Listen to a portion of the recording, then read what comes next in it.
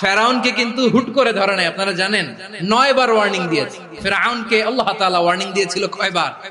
রাব্বুল আলামিন বলেন ওয়ালাকাদ আতাইনা মূসা 9 আয়াতিন বাইয়িনাত, 9টা মুআজিজা দেখিয়েছি।